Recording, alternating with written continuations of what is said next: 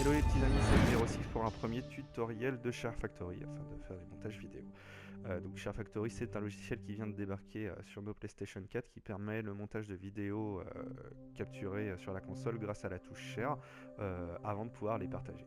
La première chose à savoir avant de se lancer dans un montage vidéo, c'est que on se lance pas sur un montage directement comme ça. Il faut un minimum de préparation.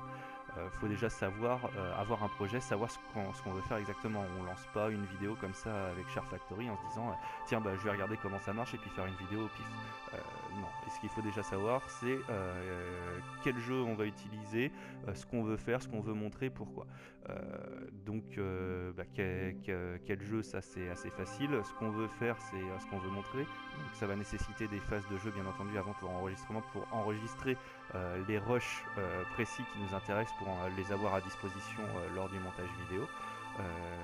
Et puis ce qu'on veut faire exactement, est-ce que c'est une vidéo de test, donc est-ce que ça va inclure la voix, est-ce que je veux mettre de la musique en fond et puis juste faire une vidéo d'ambiance et montrer des images du jeu, est-ce que je veux faire un montage plus poussé type un petit film, tout ça il faut le savoir avant. Donc là pour cette vidéo de présentation, le projet que j'ai imaginé, c'est un projet tout simple sur une vidéo Trial Fusion sur lequel on va sélectionner simplement les chutes qu'il y a eu pendant la session pour faire une petite compilation sympa des chutes enregistrées en vidéo. Voilà, donc c'est parti. Donc une fois que vous avez défini votre projet avec plus de précision, vous pouvez le lancer en appuyant, comme vous vous en doutez, sur la touche Nouveau projet. Donc vous arrivez ensuite sur l'écran de sélection du thème. Donc le thème, ça va être un petit peu l'habillage de votre vidéo. C'est ce que vous allez avoir comme clip d'introduction, comme clip de fin et comme écran titre sur votre vidéo. Pour l'instant, il n'y en a que 4, il y en a sûrement d'autres qui vont arriver par la suite. Donc on va choisir celui de base qui correspond au logiciel, qui est le thème Share Factory pour l'instant. Vous arrivez ensuite sur l'écran de sélection de vos rushs. Donc par défaut, vous avez 3 rushs qui sont sélectionnés, qui correspondent au thème que vous avez choisi avant. Donc comme je vous l'expliquais, l'introduction, l'écran titre, et puis la vidéo de fin, le générique de fin si vous préférez. En dessous, vous avez toutes les vidéos que vous avez enregistrées sur votre système PS4 grâce à la touche Share. Donc vous choisissez en appuyant sur la touche X ou croix, les vidéos qui vous intéressent. Donc là on va choisir une vidéo Trial Fusion comme je l'ai expliqué, sur laquelle on va essayer par la suite de supprimer toutes les données qui ne nous intéressent pas afin de ne garder que les sheets pour faire une petite compilation des gamelles de Trial Fusion. Bien sûr les parties introduction, titre et conclusion du thème que vous avez choisi, vous pouvez très bien si vous désirez ne pas en disposer durant la vidéo, les supprimer en les sélectionnant, toujours en appuyant sur la touche croix. Une fois que vous avez sélectionné tous les rushs qui vous intéressent, il vous suffit d'appuyer sur la touche carré pour lancer le projet. N'oubliez pas de lui redonner un nom tout de suite, sinon il s'appellera simplement Share Factory. Donc là, on va l'appeler par exemple Trials Fusion Accident.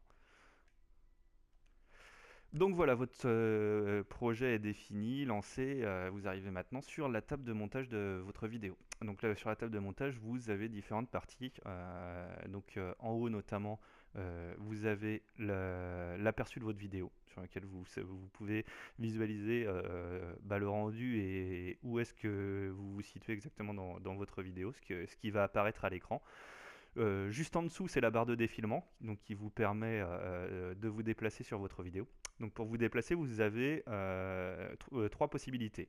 Ou avec le pad tactile, qui vous permet un défilement rapide, ou avec le joystick droit, qui vous permet un déplacement un petit peu plus lent, ou avec les touches directionnelles, qui vous permet un déplacement pas image par image, mais presque, donc beaucoup plus lent, afin de vous positionner exactement où vous le souhaitez sur votre vidéo.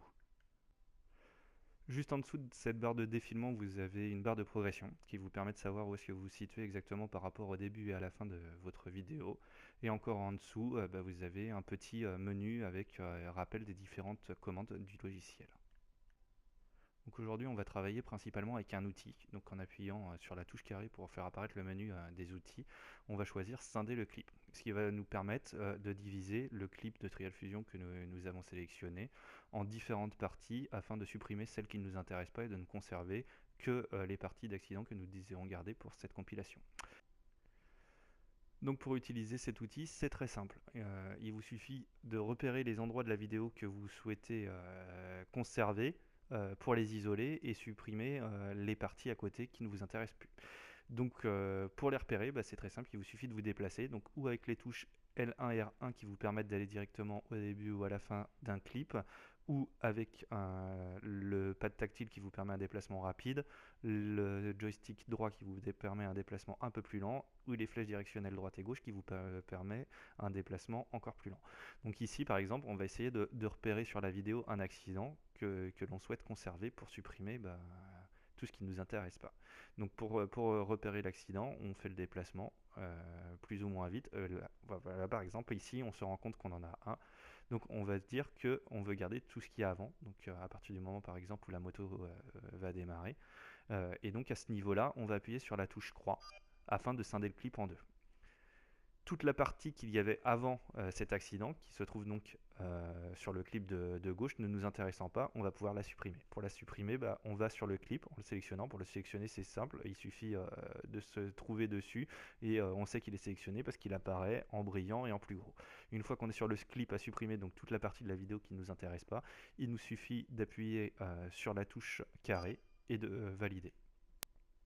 Donc on voit maintenant que on conserve toute la partie de la vidéo qui précède l'accident et l'accident. Une fois l'accident terminé, ce qu'il y a après ne nous intéressant pas, on va pouvoir scinder le clip, mais cette fois-ci la partie précédente, on va la conserver parce que c'est l'accident que l'on souhaite garder. Donc tout ce que j'ai à gauche maintenant, ça va être une partie que je souhaite garder. Ce que j'ai à droite, une partie, la partie restante du rush avec des parties que je souhaite sélectionner et d'autres que je souhaite supprimer. Et donc je vais répéter l'opération plusieurs fois sur un certain nombre d'accidents pour essayer de garder une compilation d'accidents comme je l'avais dit tout à l'heure. Donc en continuant, voilà, je vais répéter l'opération à plusieurs reprises. Donc j'avance jusqu'à repérer un accident. Hop, donc là, il n'y en a pas, il n'y en a pas, il n'y en a pas. Et hop, accident. Donc je refais comme j'ai fait tout à l'heure. Je reviens un petit peu avant. Je choisis un point de départ en disant qu'à partir de ce point, c'est toute la partie que je souhaiterais conserver. Je confirme. Et donc à gauche, j'ai toute la partie du clip sans accident que je ne souhaite pas garder. Donc je resélectionne cette partie du clip. Et toujours pareil, en faisant la partie carrée, eh bien, je supprime la partie et je vais sélectionner l'accident en retournant maintenant encore une fois à la fin de la séquence que je souhaite conserver et en faisant une nouvelle scission, voilà, avec la touche X, et je garde. J'ai maintenant par exemple deux mini-clips d'accident que je souhaite garder. Donc si j'ai envie de voir ce que donnent ces mini-clips, je peux à tout moment appuyer sur la touche R2 qui me permet de lancer la lecture et de voir ce que ça donne.